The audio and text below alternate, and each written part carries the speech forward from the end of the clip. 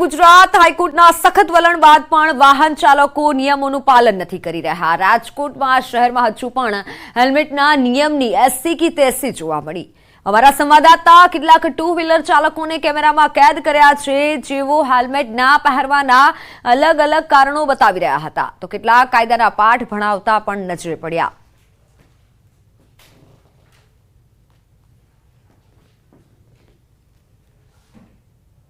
આમ તો હેલ્મેટ પહેરવું એ નિયમ છે, કાયદો છે। જો કે રાજકોટ શહેરમાં લોકો હેલ્મેટ નથી પહેરી રહ્યા। હાલ આપણી સાથે અહીંયા કેટલાક બહેનો છે। બેન, તમે હેલ્મેટ કેમ નથી પહેર્યું? હેલ્મેટ કેમ? મૂંઝવણો થાય છે। શું થાય છે? મૂંઝવણો થાય છે। એક્સિડન્ટ થવાની બીક લાગે છે? ના, મૂંઝવણો થાય છે। આમ પહેરીએ ને તો આમ સફોકેશન થાય પણ છે। બેન, નિયમ છે, સરકાર દ્વારા પણ કહેવામાં આવ્યું છે, શું કહેશો? હું પહેરી આવીશ। હવે પહેરશો? હા, ચોક્કસથી અહીંયા અન્ય બેન છે। બેન, આપે હેલ્મેટ નથી પહેર્યું, શું કહેશો? એ મૂંઝવણો થાય ને એટલે શું તકલીફ શું થઈ? મૂંઝવણો થાય છે। એમની પણ હેલ્મેટ નો પહેરો તો એક્સિડન્ટ થવાની ડર લાગે છે, શું થયું? મજા જ નથી આવતી એટલે હેલ્મેટ પહેરવામાં। પણ બેન, મજા નો આવે, આ તો નિયમ છે, નિયમોનું ચોક્કસથી હાલ જે રીતના વાત કરવામાં આવે તો કેટલાક લોકો છે તે અલગ અલગ કારણો આપી રહ્યા છે। હાલ આપણી સાથે અહીંયા એક ભાઈ છે, આપણે એમની સાથે વાત કરીશું। મોટા ભાઈ, હેલ્મેટ કેમ નથી પહેર્યું?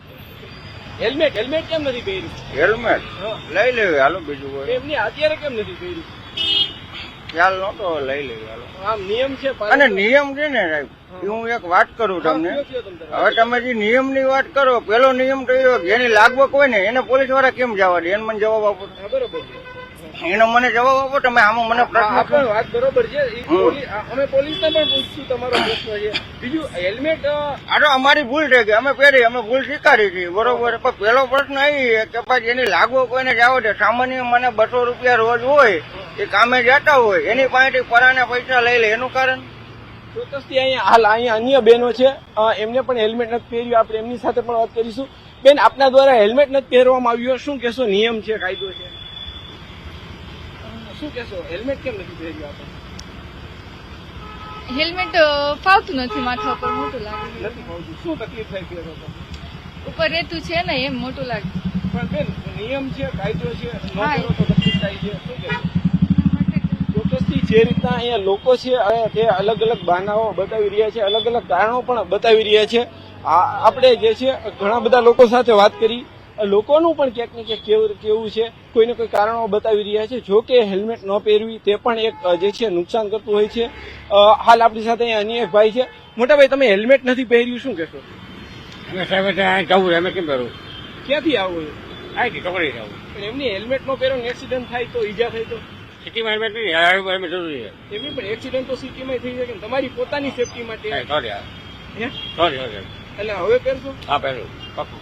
ચોક્કસથી અહીંયા અન્ય એક યુવાન છે। મોટા ભાઈ, હેલ્મેટ ખાસ કરીને પહેરવું જોઈએ આપણી પોતાની સેફટી માટે, આપે નથી પહેર્યું?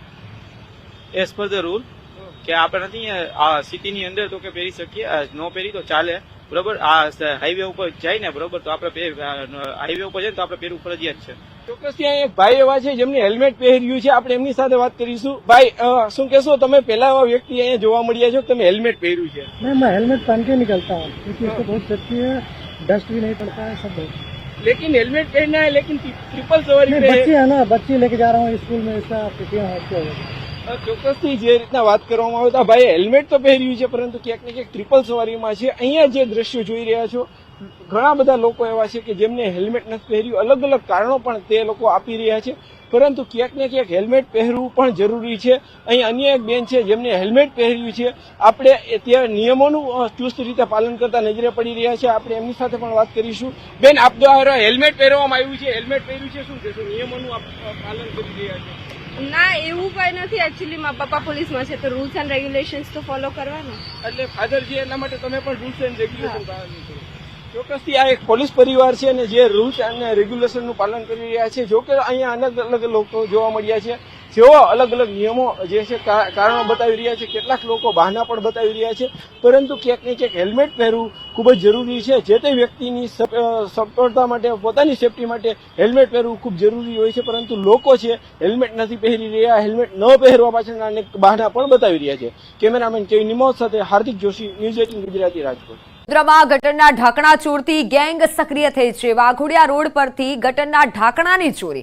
શાંતિનિકેતન સોસાયટીમાં ગટરનું ઢાંકણું ચોરતી ગેંગ સીસીટીવીમાં કેદ થઈ છે. સીસીટીવીમાં સાફ જોઈ શકાય છે કે ગટર પાસે જ રિક્ષા ઊભી રાખી પડવાળમાં જ ગટરનું ઢાંકણું ચોરી પલાયન થઈ જાય છે આ ગેંગ. પાલિકાએ પોલીસને જાણ કરતા તપાસ હાથ ધરાઈ. પોલીસે ઢાંકણા ચોરની શોધખોળ હાથ ધરી છે.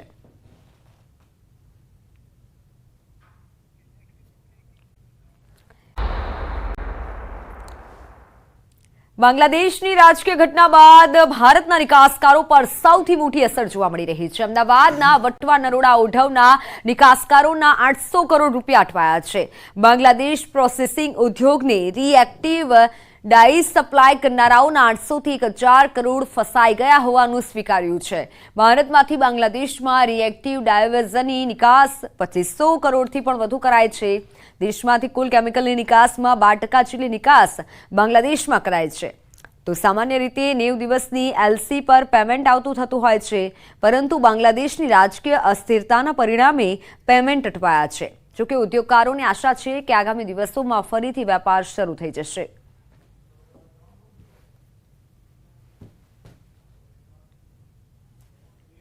પર્ટિક્યુલરલી ડાઇઝ એન્ડ ડાઇઝ ઇન્ડસ્ટ્રીઝમાંથી અહીંયાથી 200 કરોડનું ટર્નઓવર દર મહિને થાય છે ત્યાં આગળ. અને અહીંયાથી બધો ટેક્સટાઇલમાં જે કેમિકલ્સ અને ડાઇઝ ઉપયોગ થાય છે એ બધું અહીંયાથી જાય છે. એટલે ટેક્સટાઇલ ઇન્ડસ્ટ્રી જે એક ત્યાંનું બહુ મોટું એક્સપોર્ટ છે બાંગ્લાદેશનું, તો એના હિસાબે એની અસર એમને ટેક્સટાઇલ ઇન્ડસ્ટ્રી ઉપર પડે એટલા માટે અહીંયાથી આ જાય છે. હાલ આપણે લગભગ ડાયસ્ટપમાંથી રિએક્ટિવ ડાઈઝ વધારે એક્સપોર્ટ આપણે કરી રહ્યા છીએ બાંગ્લાદેશની અંદર. સ્થગિત થશે પણ અટવાશે નહીં. એટલે પૈસા લગભગ 8 થી 10,000 કરોડ 800 થી 1000 કરોડ રૂપિયાનો વેપાર જે ખરો એમાં ડિલે થશે પણ પૈસા અટવાશે નહીં. આપણા રહી વાત ઓગસ્ટ મહિનાના ઓર્ડરની, તો પાર્ટી સાથે આજે સવારે જ મારે વાત થઈ છે. ઓફિસો ઓપન થઈ ગયેલી છે, બેન્કો પણ ખુલી ગયેલી છે. આમ પબ્લિક માટે હરવા ફરવાનું કોઈ તકલીફ નથી. ઢાકાની અંદર ત્યાં ખાલી જે કંઈ બી પોલિટિકલ પાર્ટી છે અવામી લીગ, એને રિલેટેડ જે બી કાર્યકર્તાઓ અને મંત્રીઓ છે એને રિલેટેડ જ પબ્લિકનો રોષ છે. જે લોકોની સુરક્ષા માટે હોય છે, ગંભીર અકસ્માતથી બચાવવા માટે પણ હેલ્મેટ જરૂરી છે, પરંતુ બહુ ઓછા લોકો છે કે જે પોતાની સુરક્ષા માટે હેલ્મેટ પહેરી અને સ્કૂટર ચલાવે છે. ત્યારે ન્યૂઝ સિટી ગુજરાતી હેલ્મેટને લઈને સુરતમાં રિયાલિટી ચેક કર્યું. સુરતમાં ગણ્યા ગાંઠિયા લોકો છે કે જે હેલ્મેટ પહેરી સ્કૂટર ચલાવી રહ્યા હતા. હેલ્મેટના નિર્ણયના અમલવારીમાં ઢીલાસના કારણે લોકો હેલ્મેટ પહેરતા નથી. ચાલકોનું કહેવું છે કે લોકોની સુરક્ષા માટે હેલ્મેટ જરૂરી છે. હેલ્મેટને લઈને હાઈકોર્ટ પણ સરકારને ટકોર કરી રહ્યા છે. ત્યારે 15 દિવસમાં ફરજિયાત હેલ્મેટ પહેરવાના નિર્ણયની અમલવારી કરવા માટે હાઈકોર્ટે આદેશ પણ કર્યો છે. બાઇક ચલાવનાર અને પાછળ બેસનાર બંને માટે ફરજિયાત કરવા માટે આદેશ કર્યો છે. હેલ્મેટના કાયદાને લઈને ફરી હાઈકોર્ટે કાયદો કડકપણે અમલ થાય તેવી સૂચના આપી છે. ત્યારે સુરતના લોકોનો શું મિજાજ છે, હેલ્મેટને લઈને લોકોનું શું કહેવું છે તેની સાથે વાત કરીએ. સારો ખરાબ કે સારો છે નિયમ, સેફટી માટે જ છે. કડકપણે અમલીની વાત છે. હવે 100% સારી વસ્તુ છે, કારણ કે એક્સિડન્ટ્સમાં it is very beneficial. Helmet પહેરવી જ જોઈએ. પહેરવી જોઈએ. આગળ જોડે પાછળ બેસેલા બી બંને, કારણ કે બંને માણસ જ છે. બિલકુલ. સુરતના લોકોનું માનવું છે કે હેલ્મેટ પહેરવો જોઈએ, કાયદો સારો છે, પણ સુરતના લોકો તેના નિયમો નથી પાડતા. આગળ ચલાવવા સાથે પાછળ બેસનારે બી હેલ્મેટ પહેરવો જોઈએ, કારણ કે આ નિયમ માત્ર લોકોની સેફટી માટે છે. અને હેલ્મેટ પહેરવો હોય તો ચોક્કસપણે કહી શકાય કે અકસ્માત થાય છે ત્યારે બંનેનો જીવ બચી જાય છે. ત્યારે સુરતના લોકો ચોક્કસ કાયદાને આવકાર્ય કરી રહ્યા છે, હેલ્મેટ પહેરવાની વાત કરી રહ્યા છે, પણ 90% લોકો સુરતમાં હેલ્મેટ નથી પહેરતા. માત્ર 10% લોકો પહેરે છે, તે બી ચલાવનારા. એટલે કે કાયદાનું લોકો સ્વાગત કરે છે, પણ કાયદો કોઈને સુરતમાં પાડતા હોય તેવું હાલ દેખાતું નથી. કેમેરામેન ભરત બ્રહ્મભટ્ટ સાથે કીર્તેશ પટેલ, ન્યૂઝ 18 ગુજરાતી, સુરત. તેની આરોગ્ય તંત્ર સતર્ક છે. સુરતમાં વિવિધ દુકાનોમાં દરોડા પાડવામાં આવ્યા. 9 ઝોનમાં અલગ અલગ ટીમો દ્વારા તપાસ કરવામાં આવી રહી છે. શંકાસ્પદ વસ્તુના સેમ્પલ લેવાયા. સેમ્પલ લેબ ટેસ્ટિંગ માટે મોકલાયા છે. ભેળસેળ જણાશે તો કાયદેસરની કાર્યવાહી થશે જ તેવું કહેવામાં આવ્યું છે. ભેળસેળ જો હશે તો કાર્યવાહી કરવામાં આવશે. શ્રાવણ મહિનાની શરૂઆત થતાની સાથે જ ફરાળી વસ્તુઓની બજારમાં માંગ હોય છે અને આ તમામ વસ્તુઓની માંગ વચ્ચે વેપારીઓ ભેળસેળ કરતા હોવાની ફરિયાદ આરોગ્ય વિભાગને મળતી હોય છે. ત્યારે કહી શકાય છે કે સુરત આરોગ્ય વિભાગની અલગ અલગ ઝોનમાં ટીમો દ્વારા આજે સેમ્પલ અથવા કંઈ દરોડાની કામગીરી કરવામાં આવી રહી છે. આપણી સાથે આરોગ્ય અધિકારી જગદીશભાઈ સાળુંકે છે, સીધા વાત કરીએ. સાળુંકે સાહેબ, શાના માટે રેડ આજે? Deputy commissioner Shri health and hospital અને આરોગ્ય અધિકારી શ્રીની સીધી સૂચના હેઠળ સુરત મહાનગરપાલિકાના ફૂડ વિભાગના ફૂડ સેફ્ટી ઓફિસરો દ્વારા આગામી શ્રાવણ મહિના તેમજ તહેવારો નિમિત્તે ફરાળી લોટનું વપરાશ વધુ થતો હોય છે. તે અલગ અલગ ઝોનમાં 6 ટીમ બનાવીને ફરાળી લોટનું ઉત્પાદન અને વેચાણ કરતી સંસ્થાઓમાં તપાસણી કરવામાં આવી છે તેમજ નમૂના લેવાની પણ કામગીરી કરવામાં આવી રહી છે. આ નમૂના લીધા બાદ કયા પ્રકારનું ચેકિંગ કરવામાં આવશે અને જો કદાચ લોટ છે તે ઓછી ગુણવત્તાવાળો મળશે તો કયા પ્રકારની કાર્યવાહી? આ નમૂના પૃથ્થકરણ સારું ફૂડ લેબોરેટરી મોકલવામાં આવશે અને જો કોઈ સંસ્થાના રિપોર્ટમાં ખામી જણાશે તો તેની સામે ફૂડ સેફ્ટી એક્ટ મુજબ કાયદેસરની કાર્યવાહી કરવા અને ફરિયાદ દાખલ કરવાની કાર્યવાહી કરવામાં આવશે. ખાસ આ સેમ્પલો લેવામાં આવી રહ્યા છે અને તેને તપાસ માટે મોકલવામાં આવશે અને જો કોઈકમાં કહી શકાય કે આ ભેળસેળ મળશે તો ચોક્કસ તેના પર કાયદેસરની કાર્યવાહી સાથે દંડ પણ કરવામાં આવશે. કેમેરામેન ભરત બ્રહ્મભટ્ટ સાથે કીર્તેશ પટેલ, ન્યૂઝ 18 ગુજરાતી, સુરત. કોંગ્રેસની ન્યાય યાત્રાનો ભાજપે તોડ શોધ્યો છે. કોંગ્રેસની ન્યાય યાત્રા સામે ભાજપની તિરંગા યાત્રા. આરોગ્ય મંત્રી ઋષિકેશ પટેલે પ્રહાર કર્યા છે. ન્યાય યાત્રા નહીં પરંતુ અન્યાયની પ્રાયશ્ચિત યાત્રા છે. કોંગ્રેસે તેમનો પાછળનો ઇતિહાસ જોઈ લેવો જોઈએ. 9 ઓગસ્ટથી કોંગ્રેસની ન્યાય યાત્રાની શરૂઆત થવા જઈ રહી છે તો 10 ઓગસ્ટથી તિરંગા યાત્રાનો પણ શુભારંભ થશે. આ સાથે તેમણે કહ્યું કે અત્યારે ફાર્મા સેક્ટરમાં 86માંથી 90 સ્કોર સાથે આગળ છીએ. દેશમાં ઘણા બધા ફિલ્ડમાં ગુજરાત આગળ આવ્યું છે. સમગ્ર દેશમાં ગુજરાતથી ખેડૂતો માટેની આવક વધી છે. ખેડૂતોની આવક વધારવા સરકારે પ્રયત્નો પણ કર્યા છે.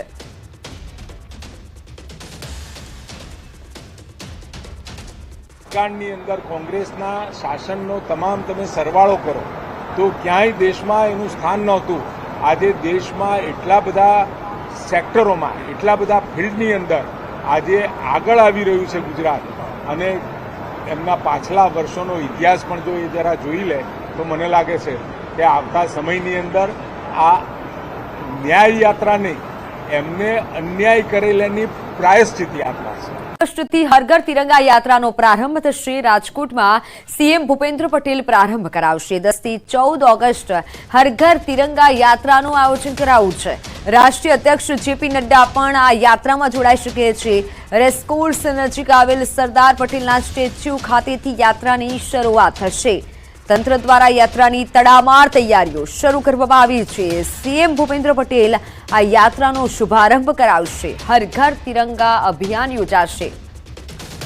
રાજકોટમાં સીએમ ભૂપેન્દ્ર પટેલ પ્રારંભ કરાવશે. 10 ઓગસ્ટથી રાજકોટમાં હર ઘર તિરંગા યાત્રા કાર્યક્રમ યોજાશે અને આ યાત્રાનું સીએમ ભૂપેન્દ્ર પટેલ દ્વારા આગમન થશે.